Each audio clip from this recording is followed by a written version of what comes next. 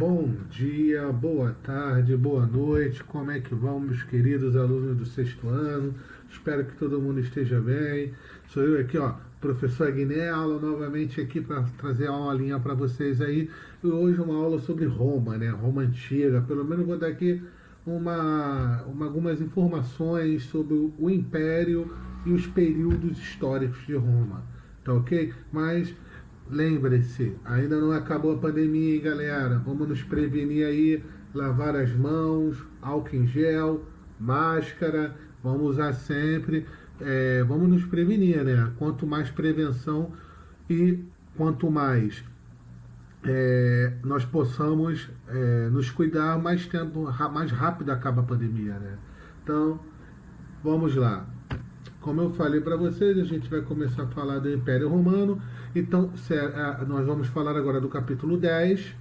Primeira atividade, a leitura do capítulo, né? E segunda atividade, os exercícios da página 172 e 173. Tá ok? Então, esses são os exercícios para casa, para serem realizados. Império Romano, parte 1, né? Então, eu vou começar a falar em outro momento, em outra aula, estaremos dando conclusão ao Império Romano.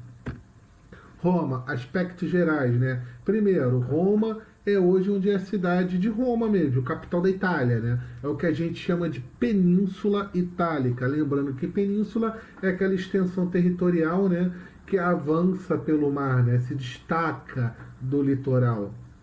Povos formadores, latinos, úmbrios, ilírios, etrusco, cartagineses e gregos, né? Todos esses povos formaram o povo romano. Roma, né, se formou às margens do rio Tibre lá e se formou a partir de 7 aldeias da região do Lácio, né? Principais atividades econômicas, vocês vão perceber que depois na parte 2 vamos falar melhor disso. As atividades econômicas de Roma são agricultura, pecuária, comércio e principalmente as guerras de expansão. Com as guerras de expansão, o que Roma obtém? Riquezas, territórios, cultura alheia e escravos, né? Então, lembrando que Roma ela tem o que a gente chama de modo de produção escravista. O que significa isso, gente? Num sistema que tem um modo de produção escravista, é o escravo que produz toda a riqueza do reino, né? No caso, como a gente está falando aí do Império Romano, né, de Roma, da Roma Antiga, a gente está se referindo que quem construiu todas as riquezas de Roma foram os escravos, principalmente os prisioneiros de guerra. Gente, a mesma coisa com o Brasil colonial. O escravismo aqui no Brasil colônia, nós tínhamos um modo de produção escravista também. Quem produziu toda a riqueza da colônia aqui no Brasil foi o escravo, tá ok? E temos aí, ó, o mito de Rômulo e Remo, né, na formação do Império Romano. O mito é mais ou menos assim, eu vou tentar ser bem breve. Rômulo e Remo eram irmãos gêmeos, né, filhos de Deus Ares, com a filha de Monitor, né, que era o rei de Alba Maior. E o que acontece? O irmão dele, né, Anúmio, é uma coisa assim, acho que é Amúlio. Era o tio deles, né? No caso, o irmão do avô dá um golpe de estado, tira o avô do poder e o Anúmio manda matar todas as crianças. Eles são jogados no rio e lá eles são salvos por uma loba que amamenta eles, né? Quem salva a vida de Rômulo e Remo é a loba. Depois os bebês são encontrados por agricultores e tudo mais. E aí depois eles adultos voltam lá, destronam o tio e tomam o poder. Agora, aí, por causa de uma briga de ciúme, Rômulo mata Reno. Tá ok? Então, essa é mais ou menos um mito da história da formação do Império Romano. Vocês podem pesquisar aí para procurar mais informações. Roma, divisão social. Nós temos aqui a pirâmide social que você já conhece. Lembrando que quanto mais no pico da pirâmide, mais importante, quanto mais na base, menos importante. No pico nós temos os patrícios, que é o romano, né, o cidadão romano. São os grandes proprietários rurais e aristocratas que possuem direitos políticos. Clientes, estrangeiros e comerciantes, ó, são os estrangeiros e também comerciantes. Todos eles são ligados a uma família patrícia, ou seja, eles são protegidos pelos patrícios. Plebeus, que são os camponeses, né? E por último, os escravos, prisioneiros de guerra ou escravo por dívida. Prisioneiro de guerra não preciso dizer o que é. Escravo de dívida, você não tem como pagar uma dívida com alguém, você se dá ou dá alguém da sua família como escravo. Aí eu botei aqui para vocês, períodos históricos, né? A Roma é dividida em 3 períodos históricos: monarquia, república e império. Lembrando que o Império Romano ele vai até 476 depois de Cristo. Aí vocês vão ver futuramente na outra parte da aula, em Roma parte 2, vocês vão verificar que o Império Romano ele é dividido em 2, né? O Império Romano do Oriente e o Império Romano do Ocidente. Império Romano do Oriente, capital Constantinopla, e esse império vai durar até 1453. O Império Romano do Ocidente, com a capital Roma, ele só dura até 476. Tá ok? Então, galera, vamos lá. Aí eu botei aqui para vocês um mapinha, né? Olha aqui que é uma península que eu falei, ó. Olha a região que avança do território. O território está aqui, ó. Isso aqui adentra ao mar, então é considerado uma península. E aí eu botei aqui para vocês as regiões dos povos que formaram Roma, ó. Os latinos, os umbros, os ilíricos, tá aqui, ó. Os cartagineses, os gregos. Então, esses povos formaram o Império Romano. Aí eu botei uma imagem aqui de Rômulo e Remo, né, sendo amametados por uma loba, né, um símbolo da construção do mito do surgimento de Roma. Aqui botei um mapa para vocês entenderem como seria os aspectos territoriais de cada período romano, né? Então olha aqui, na monarquia, Roma teve esse território aqui. No período de república começa essa expansão territorial, e no período do império percebam que a extensão territorial fica maior. Então, ó, no período, presta atenção, olha o mapa, vocês têm uma dificuldade grande de olhar e entender os mapas, olha isso. Nessa parte rosa aqui era o período da monarquia, ó, que vai de 753 a.C. até 509 a.C. Depois de 509 a.C. até 27 a.C., percebam, tudo isso amarelo aqui foi o crescimento do Império Romano. E de 27 a.C. até 476 depois de Cristo, essa era a extensão territorial do Império Romano. Lembrando, ó, como eu falei para vocês, que o Império Romano vai ser dividido no meio. Essa região, que vai ser a região de Constantinopla, aqui, ó. A Constantinopla fica mais ou menos aqui, ó, que é hoje a cidade de Istambul, né, por sinal. Essa é a extensão territorial total do Império Romano. Monarquia, principal característica é essa aqui, ó. Eles tiveram a influência dos etruscos. Em uma monarquia romana, nós tínhamos o poder concentrado na figura do rei, né? O rei tinha um poder, mas só que o rei não tinha um poder total, né? O poder dele era limitado pelo Senado e pela Assembleia. Senado são os chefes das famílias patrícias ou clã. Os clãs, né, o que vocês sabem que é o clã, é uma junção de pessoas das mesmas famílias. Então essa família patrícia era considerada um clã. Esse senado era formado por anciões, né, os mais velhos. Qual era a função dele? Aconselhar o rei, escolhiam quem seria o sucessor do rei, não era algo assim hereditário, e podiam vetar as decisões do rei. Ó, se eles achassem que o rei não estava tomando uma decisão correta, eles iam lá, pá, rei, para. Assembleia Curiata, formado por patrícios, também de uma reunião de clãs, né? Aprovavam ou negavam as leis, e eles que faziam as declarações de guerra. Os patrícios, queridos, eles derrubaram, né, a monarquia, nessa questão de poder centralizado. Também foi no período da monarquia nós tivemos aqui, ó, um grande crescimento da modernização de Roma, né? Fizeram drenagem de pântanos. O que é drenar o pântano? O pântano você sabe que é debaixo d'água, né? Tirar a água do pântano, criar rede de esgotos, né, para uma melhor qualidade de saneamento básico, construção de muralhas e a criação da abóbada, né? Aquela cúpula, né, que fica em cima dos campos. República, né? Período da participação da elite patrícia. Então, é a aristocracia, né? A galera que detém o poder político nesse momento. O Roma, nesse momento, ela é governada pelo que a gente chama de magistrados. Vários grupos de magistrados, né? Temos aí os cônsules, né, que são os líderes, né, os chefes dos magistrados, divididos em dois. Eles comandavam o exército, administravam a cidade e presidiam o Senado, né, que era um grupo político que organizava também o Império Romano. Pretores, né, que eram em dois, eram responsáveis pela justiça romana. Os quetores eram em 20, né? Os quetores eram os responsáveis de arrecadação de impostos, né? Do dinheiro do Império Romano. Nós temos os edes, que eram em 4, responsáveis pelo policiamento e conservação da cidade. Eles tomavam conta das cidades romanas. E nós tínhamos os censores, que eram em número de 2, responsável pela contagem do povo e controle de suas posses. Então, o que acontece?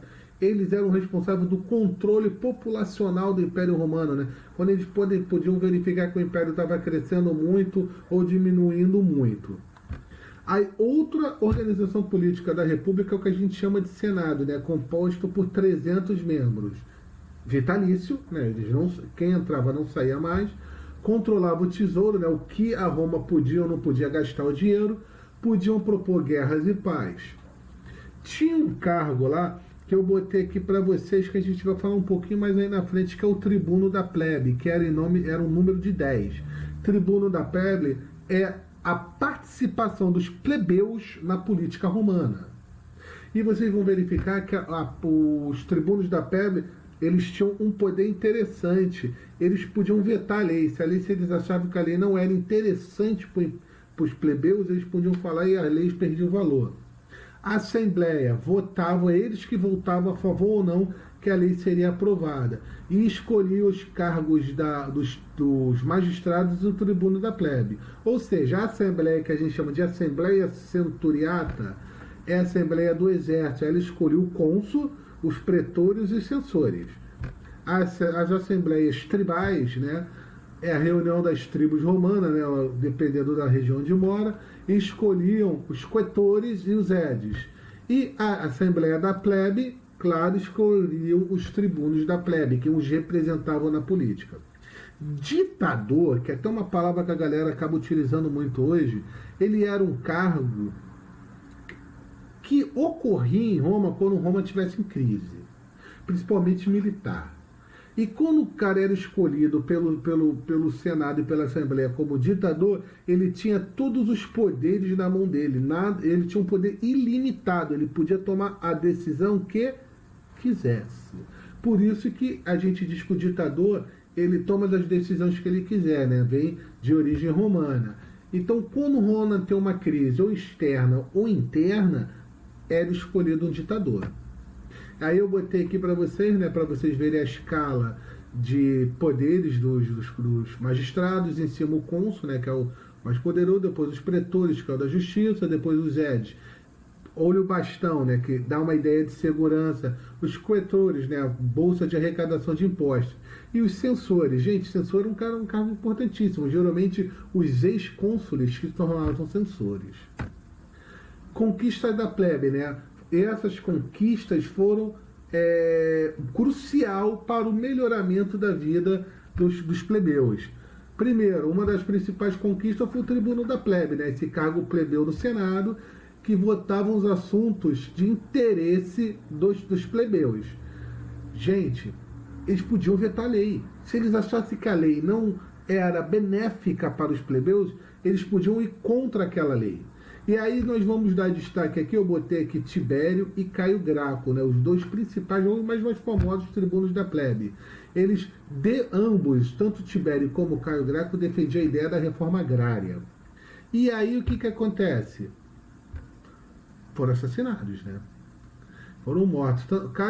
Caio Graco, ele defendia uma lei chamada do frumentário, né, que obrigavam a venda de trigo para os plebeus de um preço mais barato, né, coisas do gênero. E aí tivemos outras conquistas dos plebeus. Uma delas é a Lei das 12 Tábuas. Essas são as primeiras leis escritas do Império Romano. O que significa a lei ser escrita? Que antigamente a lei era a interpretação dos costumes, né? Dependendo do cargo ou da sua importância política, variava a interpretação para você. Gente, agora a lei é escrita. Se a lei é escrita, é uma lei que vale para todo mundo, independente se você é patrício ou plebeu. Então, é uma lei que deixa igualitário a situação política de todo mundo. Tá, ok? Então, a lei das 12 tábuas é a lei que deixa todo mundo igual perante a lei. Lei da Canuleia acabava com a proibição do casamento entre plebeus e patrícios, né? Até então, patrício só podia casar com patrício e plebeu só podia casar com plebeu, né? Isso, pum, cai de lona, né? Agora você pode casar com qualquer classe social. Essa lei aqui não está no livro de vocês, né? Mas é a lei Licínia Sestia. São duas leis numa só. A ideia é essa. A primeira, a lei da Licínia, é a lei que ela acaba com a escravidão por dívida. Correto? Ela acaba com essa escravidão por dívida. Você só vai poder ser escravo se for prisioneiro de guerra. E a lei Sestia é uma lei que dizia que um dos cônsules, que era em número de 2, lembra que a gente falou já, um deles tinha que ser plebeu, né? Para dar uma igualitária nas leis. Aí tínhamos a criação. Nesse momento a gente cria uma ideia de direito público, direito privado e direito internacional. Começa nesse momento em Roma. O que é um direito público? É um direito de relação do cidadão com o Estado, né, com o seu governo. Direito privado é o direito entre particulares, né? Não tem relação com o governo. E nós temos o direito internacional, que é o direito de todas as relações com os grupos que estão fora do país. No caso de Roma aqui, com os povos ligados ao Império Romano. Aí coloquei para vocês aqui a imagem de Tibério e Caio Graco, irmãos, tal. Aí temos aqui, começa o que a gente chama de expansionismo romano. Gente, expansionismo romano foi muito importante, que aí eu quero que vocês entendam isso. No Império Romano, aquilo que faz Roma ser o grande império da história também faz Roma cair. As guerras de expansões faz Roma chegar ao seu auge, mas também faz Roma ter a sua decadência. Porque o Império Romano fica tão grande, que fica difícil de defendê-lo, né? Isso ocasionado pelas guerras de expansão de Roma. Agnello, qual era o objetivo das guerras de expansão? Gente, Roma, a principal atividade econômica de Roma era a guerra. Então Roma precisava de novos territórios, riquezas, culturas, que ele absorvia as culturas dos povos conquistados e adaptava para ele. E por último, precisava outro ponto principal, escravos, que era o que girava a engrenagem econômica do Império Romano. Nesse momento, nós tivemos uma grande guerra. Roma se verteu em várias guerras, né? Venceu quase todas, porque Roma ela começa a criar táticas de guerra, começa a usar o ferro nas suas armas, começa a usar cavalaria, cavalos, bigas, né? Coisas do gênero para lutar. Só um instantinho.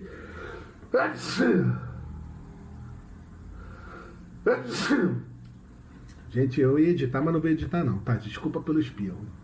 Então, o que acontece? Nós tivemos aí as guerras púnicas. Foi uma guerra entre Roma e Cartago. Cartago era antiga, né? A gente até já viu, uma antiga colônia africana dos fenícios. Qual era o objetivo da guerra? O controle pelo mar Mediterrâneo. Então, olha aqui, ó. Aqui era Cartago, Roma. Então, eles queriam o controle comercial do mar Mediterrâneo aqui, ó. Botei aqui uma imagem para ilustrar para vocês. Foram 3 batalhas, né? Não preciso dizer para vocês que Roma vence as 3 e conquista Cartago, né? E o que acontece? Qual é as consequências disso? O aumento das suas riquezas, dos escravos em Roma, formação dos latifúndios, né? Começam as grandes aristocracias e, por último, que para mim é bem importante, que vai ser um momento de transição da República para o Império, vai ser o fortalecimento dos chefes militares. Ou seja, os generais começam a ter um poder gigante sobre o Império Romano. Roma conquista Macedônia, Síria, Grécia, o Egito e vai com várias conquistas. Aqui eu botei as guerras púnicas, né, para vocês. A primeira guerra, o resultado da primeira guerra foi a vitória romana, que dominou completamente a ilha e recebeu uma grande indenização de guerra. Segunda Guerra Púnica, o conflito foi favorável a Roma, que passou a dominar as regiões controladas por Cartago, tal. E Terceira Guerra Púnica, que foi o último conflito, romanos não só venceram, como dominaram também totalmente a cidade de Cartago, né? Aí aqui eu botei para vocês um mapa dos impérios, né, de Roma, das dominações de Cartago e as regiões onde teve os grandes conflitos, ó. Esses vermelhinhos aqui foram as regiões de conflito, tá ok? E aqui eu botei para vocês a extensão territorial do Império Romano nos seus períodos históricos, ó, Mesopotâmia, aqui onde é Constantinopla, ó. Aí aqui é a divisão do Império Romano do Ocidente, com a capital Roma, e o Império Romano do Oriente, com a capital Constantinopla. Aí vocês vão ver quem foi o Imperador Teodósio que dividiu. Tá ok? Gente, eu espero que eu tenha ajudado vocês aí com essa videoaula. Por gentileza, se tiverem com dúvida, né, me manda um WhatsApp ou um e-mail que a gente tenta solucionar essa dúvida, tá bom? Meus queridos sexto ano, fiquem com Deus. Tchau, tchau.